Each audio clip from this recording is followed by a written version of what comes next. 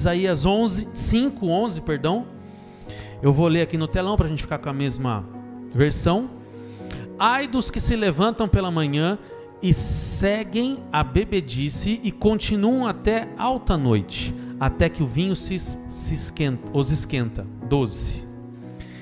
Liras e harpas, tamborins e flautas e vinho há em seus banquetes, porém não consideram os feitos do Senhor, nem olham para as obras das suas mãos. Olha, não, volta, por favor. Que interessante.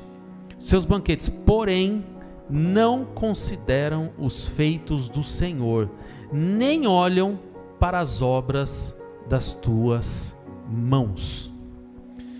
Esse vai ser o trilho que a gente vai caminhar hoje, nessa noite, porque eu não me canso, eu continuo falando do reino de Deus.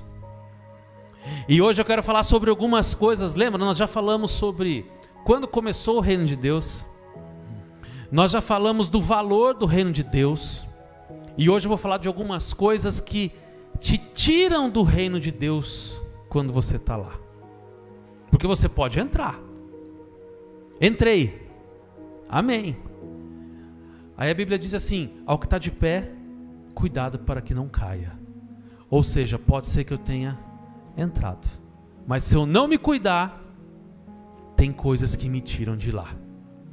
E o grande dia, quando ele chegar, que Jesus voltar, e ele está voltando, eu espero que ninguém aqui esteja fora do reino, porque esse dia, o próprio Jesus fala, vai ser um dia alegre para muitas pessoas, mas para algumas vai ser um dia de muito choro, arrependimento e ranger de dentes.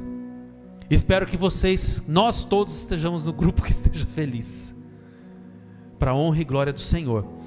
E eu quero tratar disso hoje. Quando a gente pega esse versículo, gente, eu fico pensando assim, vou falar por mim, tá? Eu nem bebo vinho, cerveja, não bebo nada, zero alcoólico. Então, logo, esse versículo não se enquadra a mim. Engano meu. Porque não é, ele está falando sim fisicamente sobre bebida alcoólica, mas não é só isso. Nós vamos pegar esse texto, nós vamos destrinchar ele com a ajuda de outros textos que vão levar a gente a ter um entendimento muito grande, porque aí ele fala, né, que eles têm bebida, vinho, liras, harpas, ou seja, músicas, flautas, banquetes, muitas coisas, e todas elas, quando você está fazendo, você não olha as obras do Senhor. Hoje nós vamos falar de distrações, coisas que Satanás coloca na nossa vida para tirar a nossa atenção do reino de Deus e que de pouco em pouco nos tiram do reino. A bebida é uma delas, mas a gente vai falar de várias aqui hoje. E se você se identificar com alguma delas, fica tranquilo, não fica triste não, dá tempo de se arrepender ainda. Jesus ainda não voltou. Amém?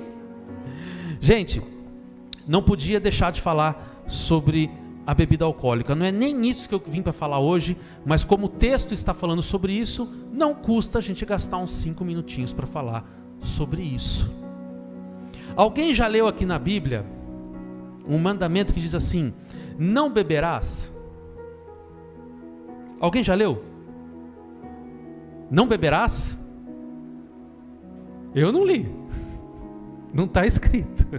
Não beberás. Está lá, não roubarás, não cobiçará a mulher do próximo, não beberás, não tem.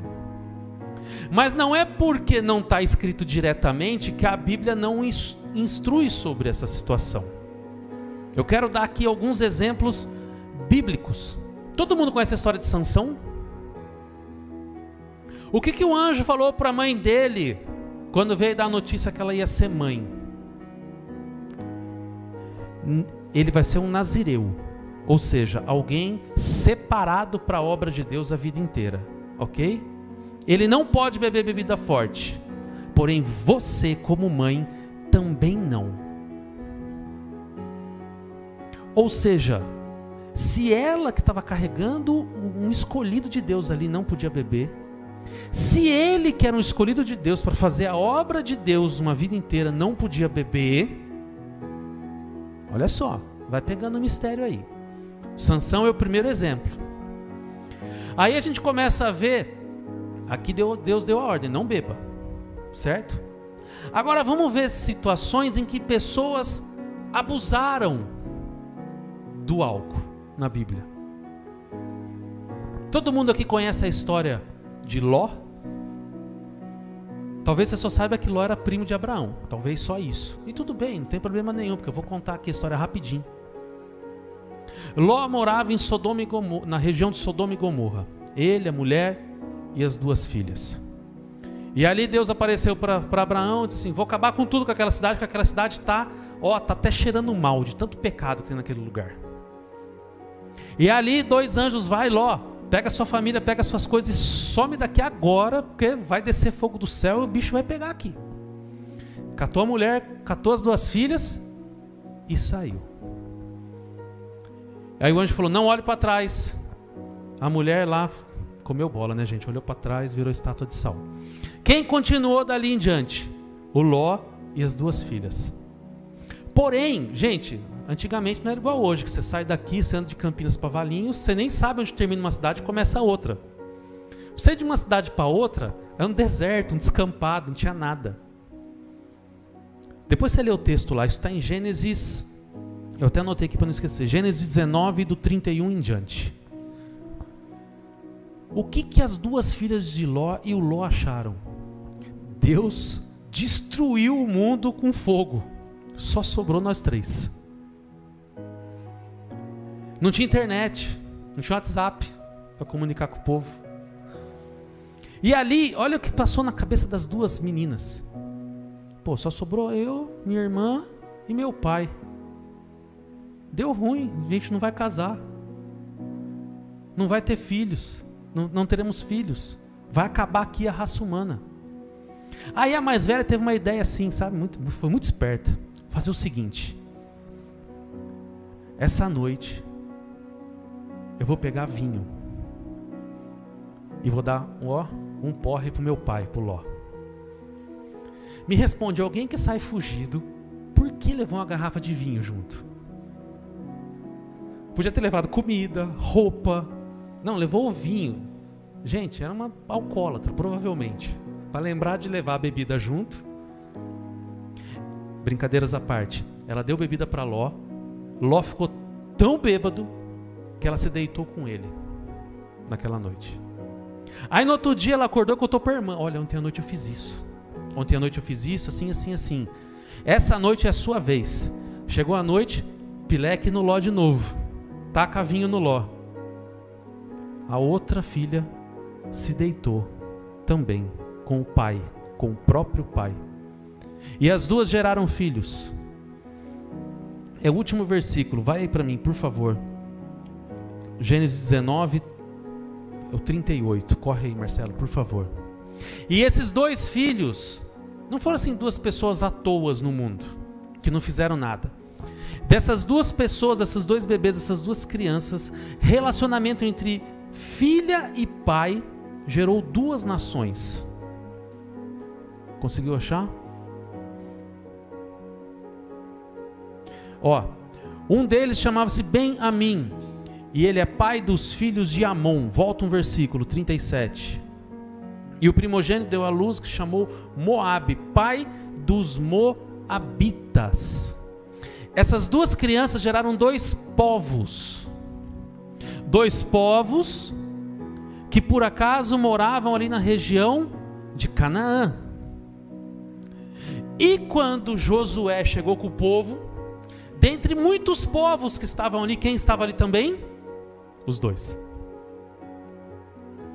Esse povo era tão mau perante o Senhor, eles gostavam tanto de idolatria, de coisas ruins, que Deus deu a ordem assim para Josué: Josué, é para entrar, é para tomar a cidade e não é para ficar nada vivo.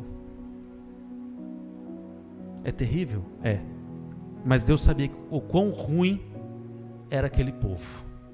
Aí eu te pergunto, Se essas duas não tivesse levado o vinho junto, já começa por aí, não tivesse embebedado o pai para fazer isso que elas fizeram, quantas e quantas e quantas vidas e sofrimentos teriam sido economizadas nessa batalha?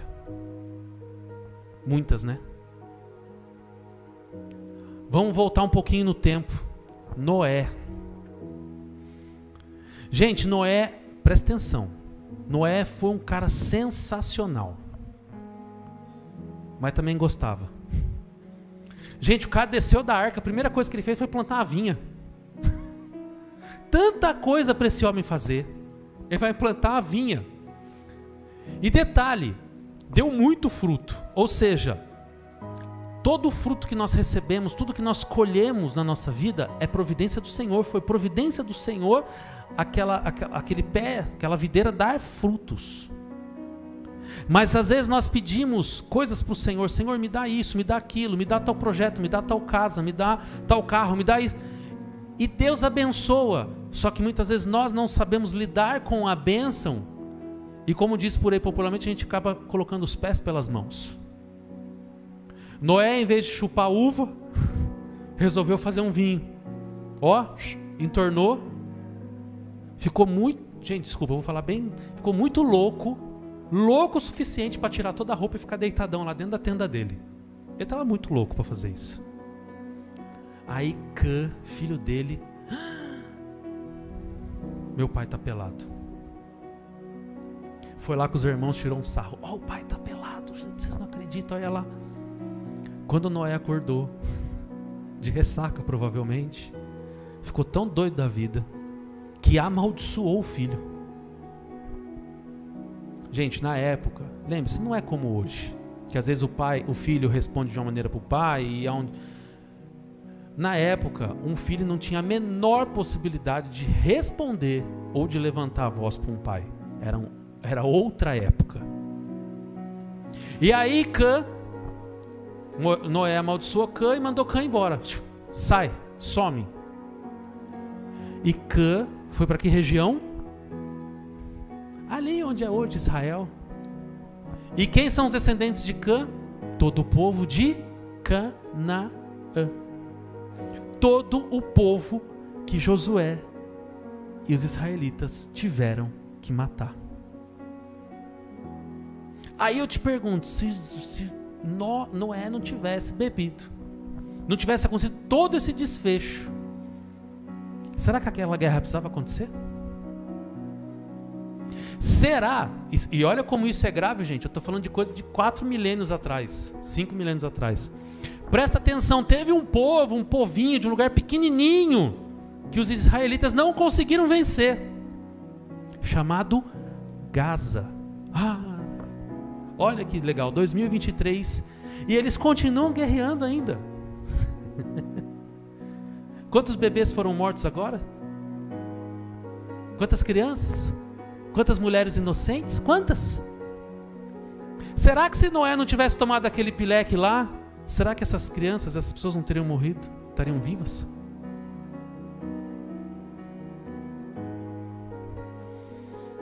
Aí eu te falo, a Bíblia está escrito não beberás? Não, não está. Mas o que ela fala sobre bebida? Péssimo. Péssimo. E o grande finale, eu deixei agora, sobre esse assunto. Quem aqui é templo do Espírito Santo? Se você está dizendo que você é templo do Espírito Santo, você acredita que o Espírito Santo mora dentro de você, correto? Amém, glória a Deus, gostei desse amém. Marcelo, por favor, abre para mim lá em Levíticos 10, 8. Olha isso, gente, Levíticos 10, 8.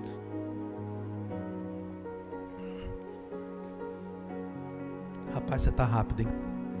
Falou também o Senhor a Arão dizendo, vai: vinho ou bebida forte, tu e teus filhos não bebereis quando entrardes na tenda da congregação, para que não morrais. Estatuto perpétuo será isso entre as vossas gerações. Presta atenção o que Deus está falando para Moisés. Moisés, vai lá para Arão, que é o sacerdote. Quem aqui é sacerdote de Jesus? Fala para o sacerdote que quando ele for entrar na presença de Deus na arca, se ele beber, ele morre. Se eu não posso entrar na presença da arca, porque lá é o lugar da presença de Deus, e se eu beber eu morro porque é um desrespeito, imagine Deus morando dentro de mim. Eu vou lá e taco um álcool nele. Estou falando algum absurdo? Estou falando alguma coisa errada? Eu não sei se você gosta de beber ou não. Eu não tenho nada a ver com isso. Mas hashtag fica a dica. Olha, se a senhora é templo do Espírito Santo, se Deus mora em você, não põe bebida aí dentro não. Não, sim, entendi. Se Deus mora aqui dentro, não taca bebida não. Zero.